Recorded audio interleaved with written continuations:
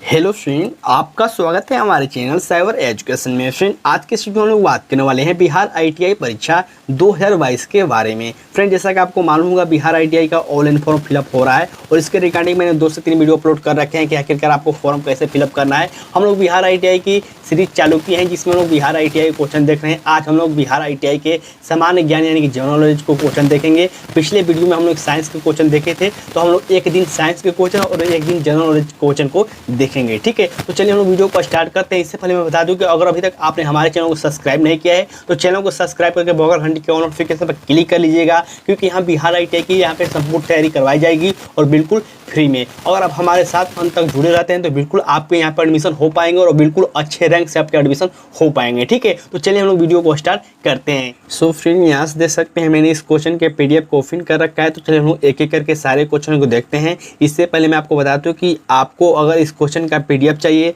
तो सबसे पहले आपको टेलीग्राम ग्रुप को ज्वाइन कर लेना होगा, जिसका लिंक आपको वीडियो के डिस्क्रिप्शन बॉक्स में देखने को मिल जाएगा। बहुत सारे कैंडिडेट को टेलीग्राम ग्रुप को ज्वाइन करने में दिक्कत आती है, तो आप सिंपली टेलीग्राम ग्रुप को ओपन करने में आपको दिक्कत आ रही है तो आप टेलीग्राम ऐप्स को इंस्टॉल करने के बाद आपको सिंपली सर्च बॉक्स पर क्लिक करना है, साइबर एजुकेशन सर्च करना है। आपको स्क्रीन पर देखने को मिल जाएगा, हमारे चैनल का लोगो है, वहाँ से इस ग्रुप को आप ज्वाइन कर सकते हैं। ठीक है, साथ ही मैं एक बात और मेंशन कर दूं कि वीडियो को शुरू से लेकर लास्ट तक देखिए और लास्ट में आप अपना स्कोर जरूर शेयर करें कि आपने 20 क्वेश्चन में से कितने क्वेश्चन का राइट आंसर दिया हुआ है। ठीक है, पहला क्वेश्चन देख सकते हैं फ्रेंड, यहाँ मेंशन किया गया है, भारतीय संविधान के किस अनुच्छेद में स्वेच्छा से विवाह से संबंधित विवरण है। यानी क्वेश्चन मेंशन किया है किस संविधान के अनुच्छेद में आपको मेंशन किया है कि आप अपने मनचाह से यानी कि अपने स्वेच्छा से आप विवाह यानी कि शादी कर सकते हैं। इसका राइट आंसर क्या होगा? अनुच्छेद 21, 22, 23 या फिर 24। तो इसका राइट आंसर हो जाएगा अनुच्छेद 21। अनुच्छेद 21 में मेंशन किया है कि आप अपने मर्जी से विवाह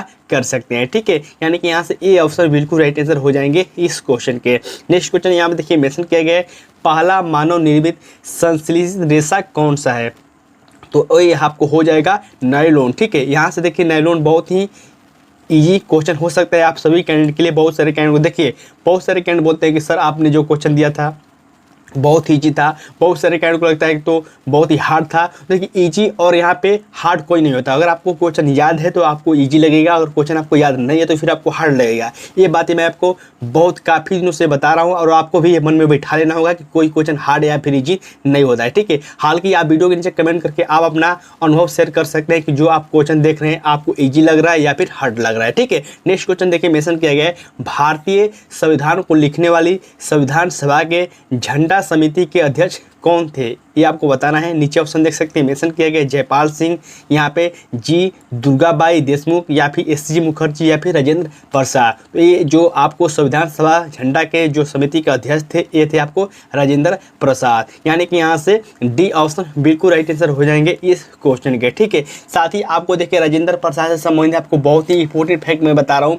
कभी कभी डायरेक्ट क्वेश्चन पूछे जाते हैं कि राजेंद्र प्रसाद किस राज्य से संबंधित थे? ये आपको बिहार से संबंधित है। कभी कभी आपको डायरेक्ट क्वेश्चन ये भी पूछे जाते हैं कि बिहार में किस जिले से संबंधित थे? ये आपको सिवान जिले से संबंधित है। ठीक है, इनका जन्म आपको सिवान जिले में हुआ था बिहार के। तो बिल्कुल आपको इन बातों को याद रखना है। नेक्स्ट क्वेश्चन देखिए मेंशन किया गया है, देहिंग पटकई वन्य जीव अभ्यारण्य कहाँ स्थित है? ये क्वेश्चन बहुत ही इंपॉर्टेंट है, बहुत सारे एग्जाम में पूछा जा चुका है। देही पटकई वन्य जीव अभ्यारण्य कहाँ स्थित है? तो ये है आपको असम में। ठीक है, यानी कि यहाँ से डी ऑप्शन बिल्कुल राइट आंसर हो जाएंगे इस क्वेश्चन के। साथ ही मैं आपको बता दूं कि जो भी आप लुसेंट का बुक पढ़ते हैं, जो इंपॉर्टेंट आपको जीव अभ्यारण्य है, वन जीव अभ्यारण्य है, उसको पढ़ लेना है। हालांकि मैं नेक्स्ट वीडियो के माध्यम से बताने वाला हूँ कि जीके में की आपको तैयारी कैसे करनी है, साइंस की तैयारी कैसे करनी है, मैथ की तैयारी कैसे करनी है, इसके बारे में मैं स्पेशल वीडियो लेकर आने वाला हूँ, जिसके माध्यम से बहुत सारे डाउट क्लियर होंगे और बहुत सारे आपको कॉन्सेप्ट समझ में आएंगे कि आखिरकार हमको बुक को कैसे पढ़ना है। ठीक है, नेक्स्ट क्वेश्चन यहाँ पे देख सकते हैं मेंशन किया गया है, भारत रत्न पुरस्कार के प्रथम प्राप्तकर्ता और स्वतंत्रता पार्टी के संस्थापक कौन थे? ठीक है, यानी कि भारत रत्न से सबसे पहले सम्मानित किया गया था, साथ ही स्वतंत्र पार्टी के संस्थापक थे वो कौन थे? तो ये थे आपको सी राजगोपालाचारी। यानी कि यहाँ से ए ऑप्शन बिल्कुल राइट आंसर हो जाएंगे इस क्वेश्चन के। इस क्वेश्चन से एक बात आपको और याद रखना है कि भारत रत्न की शुरुआत कब हुआ था? ये 1954 ईस्वी में हुआ था और आपको ये बात याद रखना है क्योंकि बार बार ये पूछा ही जाता है। 2021 में किसे दिया गया था? आप वीडियो को पॉज करके अपने माइंड में रिवाइंड कीजिए। मैंने आपको बोला था कि एक क्वेश्चन से बहुत सारे क्वेश्चन याद किए जा सकते हैं अगर आप याद करना चाहते हैं तो, और इससे ही आपको जो ज़्यादा जीके याद होने की चांस होती है और आप यहाँ पे लंबे समय तक याद भी रख सकते हैं। नेक्स्ट क्वेश्चन मेंशन किया गया है, निम्नलिखित में से कौन सा एक सर्च इंजन नहीं है, यानी कि ये चारों जो ऑप्शनों में से कौन सा एक जो एप्लीकेशन है ये जो कि आपको सर्च इंजन नहीं है, यानी कि इसको आप सर्च नहीं कर सकते हैं। तो आपको याद होगा याहू, गूगल, या आप किसी पर सर्च इंजन है, इससे आप सर्च कर सकते हैं। बिंग भी है, लेकिन जो इंस्टाग्राम है ये आपको एक चैटिंग एप्लीकेशन है, वीडियो देखने का एक एप्लीकेशन है जो कि सर्च इंजन नहीं है। ठीक है, इसीलिए यहाँ से डी ऑप्शन बिल्कुल राइट आंसर हो जाएंगे इस क्वेश्चन के।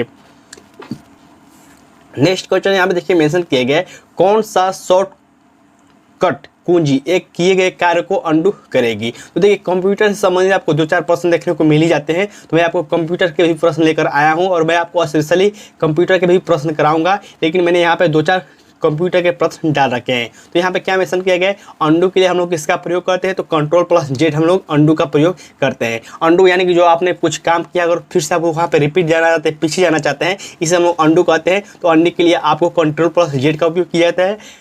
कॉपी के लिए किसका उपयोग किया जाता है, Ctrl+C के लिए आपको कंप्यूटर में जो Ctrl+C अगर करते हैं तो आप कॉपी कर सकते हैं, Ctrl+X करते हैं यानी कंट्रोल और प्लस यहाँ पे X करते हैं तो आप कट कर सकते हैं। ठीक है, साथ ही Ctrl+V करते हैं तो आप पेस्ट कर सकते हैं। जो काइंड कंप्यूटर पढ़े हो या फिर थोड़ा भी जानकारी होगा वो बात इसको समझ गए होंगे। ठीक है, नेक्स्ट क्वेश्चन देखिए मेंशन किया गया 2011 का क्रिकेट विश्व कप का फाइनल मैच कहाँ हुआ था। अब देखिए इस क्वेश्चन को लेकर बहुत सारे कैंडिडेट के डाउट होगा कि सर 2011 का वर्ल्ड कप आप पढ़ा रहे हैं, अभी तो 2021-22 चल रहा है। तो देखिए मैं आपको बताऊँ कि बिहार ITI का प्रीवियस ईयर क्वेश्चन है और ये क्वेश्चन इंपॉर्टेंट है, आपके एग्जाम में ही पूछा गया था 2019 या फिर 20 में। ठीक है, इसका राइट आंसर हो जाएगा वानखेड़े स्टेडियम। ठीक है, यानी कि यहाँ से सी ऑप्शन बिल्कुल राइट आंसर हो जाएंगे इस क्वेश्चन के। अगले क्वेश्चन को हम लोग बढ़ते हैं। नेक्स्ट देखिए मेंशन किया गया भारत में कौन सी भाषा सर्वाधिक बोली जाती है। तो भारत में जो सबसे ज़्यादा भाषा बोली जाती है ये आपको हिंदी ही है। ठीक है, यानी कि यहाँ से ए ऑप्शन बिल्कुल राइट आंसर हो जाएंगे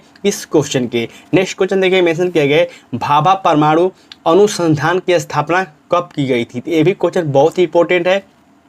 जो इसकी स्थापना हुआ था ये हुआ था आपको 1954 ईस्वी में। तो बिल्कुल आपको याद रखना है कि 1954 ईस्वी में आपको भाभा परमाणु अनुष्ठान की स्थापना भी हुआ था, साथ ही भारत रत्न की शुरुआत भी आपको 1954 ईस्वी में ही हुआ था। ठीक है, जैसे कि मैं आपको बता दूं कि जब भी आप जीके जीएस पढ़ें आपको याद करने का सिंपल सा तरीका यही होता है। जैसे कि देखिए एनटीपीसी की बात करें तो एनटीपीसी का स्थापना हुआ है कब, एनटीपीसी का स्थापना हुआ है आपको 1975 ईस्वी में। ठीक है, साथ ही 1975 ईस्वी में माइक्रोसॉफ्ट का भी स्थापना हुआ है। तो यहाँ से एक क्वेश्चन से 2 क्वेश्चन याद हो गए। जैसे कि यहाँ पे भाभा परमाणु अनुसंधान की स्थापना कब हुआ था, 1954 में। तो आपको याद रखना है कि 1954 में जरूर हुआ था, लेकिन भारत रत्न की शुरुआत भी हुआ था। तो यहाँ से देखिए एक क्वेश्चन से आप 2 क्वेश्चन याद कर रहे हैं और यहाँ से आप रिवाइंड ऐसे करके याद करते हैं तो आपको बहुत ही लंबे समय तक याद रहेगा और भूलने की चांस बहुत ही कम रहती है। ठीक है, नेक्स्ट क्वेश्चन देखिए मेंशन किया गया अशोक किसका उत्तराधिकारी था। तो अशोक किसका उत्तराधिकारी था, तो ये आपको बिंदुसार का उत्तराधिकारी था। ठीक है, यानी कि जो बिंदुसार था ये अशोक के पिता थे। ठीक है, अशोक जो थे आपको बिंदुसार के पुत्र थे। ठीक है, कभी कभी डायरेक्ट क्वेश्चन पूछा जाता है कि चंद्रगुप्त अशोक को क्या नाता था। तो जो चंद्रगुप्त थे ये आपको अशोक के दादा थे, बिल्कुल आपको याद रखना है। ठीक है, मैं आपको क्रम से बता देता हूँ। ठीक है, जो बिंदुसार थे ये आपको चंद्रगुप्त के पुत्र थे। ठीक है, और बिंदुसार के पुत्र अशोक थे। तो बिल्कुल आप ऐसे क्रम से याद रखेंगे। नेक्स्ट क्वेश्चन देखिए मेंशन किया गया है बिहार राज्य की मुख्य नगद फसल कौन सी है। नगद फसल जिसे हम लोग बेचकर तुरंत हम लोग पैसा मिल जाए उसे हम लोग नगद फसल कहते हैं। तो बिहार के राज्य मुख्य नगद फसल है ये आपको गन्ना, यानी जिसे हम लोग ईख भी कहते हैं। यानी कि यहाँ से सी ऑप्शन बिल्कुल राइट आंसर हो जाएंगे इस क्वेश्चन के। इस क्वेश्चन से अभी आपको ये भी याद रखना है कि गन्ना उत्पादन में भारत का कौन सा राज्य अग्रणी है, यानी कि आगे है, वो है आपको यूपी यानी कि उत्तर प्रदेश। तो बिल्कुल आपको इस बात को भी याद रखना है। नेक्स्ट देखिए मेंशन किया गया है गौतम बुद्ध ने महापरिनिर्वाण कहाँ प्राप्त किया था। तो आपको याद रखना है महापरिनिर्वाण का मतलब है कि मृत्यु उनका कब हुआ था, सॉरी कहाँ हुआ था, ठीक है। तो जो गौतम बुद्ध थे इनका जो महापरिनिर्वाण हुआ था ये हुआ था कुशीनगर उत्तर प्रदेश में, ठीक है। यानी कि यहाँ से सी ऑप्शन बिल्कुल राइट आंसर हो जाएंगे इस क्वेश्चन से। साथ ही मैं आपको बता दूं कि गौतम बुद्ध महावीर ये आपके एग्जाम के दृष्टि से बहुत ही इंपॉर्टेंट है। लुसेंट में आप अच्छी तरह से यहाँ से पढ़ लीजिएगा, यहाँ से क्वेश्चन पूछे ही जाते हैं। साथ ही मैं गौतम बुद्ध से संबंधित कुछ इंपॉर्टेंट फैक्ट बता देता हूँ। गौतम बुद्ध का जन्म कहाँ हुआ था, ये हुआ था लुम्बिनी में, जो कि नेपाल में पड़ता है। गौतम बुद्ध ने अपना ज्ञान कहाँ प्राप्त किया था, ये बोध गया में प्राप्त किया था, जो कि बिहार में पड़ता है। और गौतम बुद्ध ने अपना प्रथम उपदेश कहाँ दिया था, ये आपको सारनाथ में दिया था, ठीक है। तो बिल्कुल आपको इन बातों को याद रखना है। नेक्स्ट देखिए मेंशन किया गया है महाबली गंगा किस देश की सबसे बड़ी नदी है। तो जो महाबली गंगा है ये श्रीलंका की सबसे बड़ी नदी है, ठीक है। यानी कि यहाँ से ये ऑप्शन बिल्कुल राइट आंसर हो जाएंगे इस क्वेश्चन के। नेक्स्ट देखिए क्वेश्चन मेंशन किया गया है स्टैच्यू ऑफ यूनिटी किसके प्रति श्रद्धांजलि है। तो ये आपको सरदार वल्लभ भाई पटेल की श्रद्धांजलि है, जो कि आपको 182 मीटर का यहाँ पे नर्मदा नदी पर बनाया गया है गुजरात में, ठीक है। तो यानी कि यहाँ से बी ऑप्शन बिल्कुल राइट आंसर हो जाएंगे इस क्वेश्चन के। साथ ही इस क्वेश्चन से कभी कभी क्वेश्चन ये पूछा जाता है कि जो आपको स्टैच्यू ऑफ यूनिटी है इसके कलाकार कौन है, यानी कि इसके द्वारा बनाया गया है। तो ये आपको राम सुतार है, ठीक है। तो बिल्कुल आपको याद रखना है कि जो कलाकार है, जो वास्तुकार है, ये आपको राम सुतार है। तो बिल्कुल आप इन बातों को भी याद रखेंगे। नेक्स्ट क्वेश्चन यहाँ पर देखिए मेंशन किया गया है किस संविधान संशोधन द्वारा मध्यकाल की उम्र जो है 21 वर्ष से घटाकर 18 वर्ष कर दी गई है।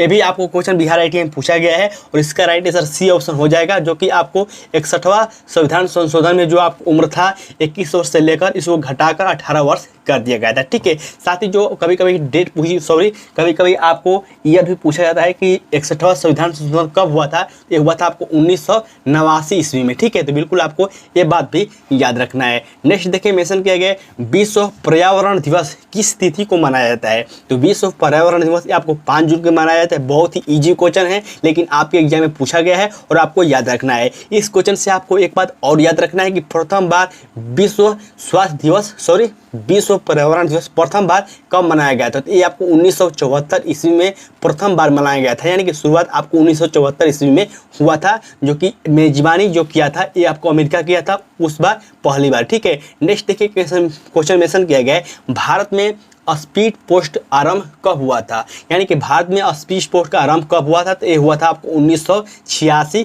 ईस्वी में। यानी कि यहाँ से ये ऑप्शन बिल्कुल राइट आंसर हो जाएंगे इस क्वेश्चन से। इस क्वेश्चन से एक बात और याद रखेंगे, अभी जो 95 दिया गया है हमको 95 से मुझे याद आ रहा है कि जो भारत में इंटरनेट की शुरुआत हुई थी ये कब हुई थी। तो भारत में इंटरनेट की शुरुआत 1995 ईस्वी में हुई थी। तो बिल्कुल आपको इस ईयर से इतना भी याद रखना है। नेक्स्ट देखिए क्वेश्चन मेंशन किया गया 2 अक्टूबर का महत्व इस कारण, यानी कि 2 अक्टूबर को हम लोग किस दिवस के रूप में जानते हैं या फिर किसके लिए हम लोग जानते हैं। शिक्षक दिवस तो आपको याद होगा कि शिक्षक दिवस आपको 5 सितंबर को मनाया जाता है, ठीक है। विश्व पर्यावरण दिवस ये हम लोग 5 जून को मनाते हैं। शहीद दिवस ये हम लोग 30 जनवरी को मनाते हैं। लाल बहादुर शास्त्री जयंती तो बिल्कुल ये हम लोग 2 अक्टूबर को ही मनाते हैं। साथ ही हम लोग महात्मा गांधी की जो जयंती है ये भी आपको 2 अक्टूबर की है और लाल बहादुर शास्त्री की जयंती भी आपको 2 अक्टूबर है। तो बहुत सारे कैंडिडेट कन्फ्यूजन होकर यहाँ पे लाल बहादुर शास्त्री नहीं मारेंगे, लेकिन जिनको याद होगा बिल्कुल मारेंगे। तो बिल्कुल आपको याद रखना है कि 2 अक्टूबर को लाल बहादुर शास्त्री और यहाँ पे महात्मा गांधी दोनों का यहाँ पे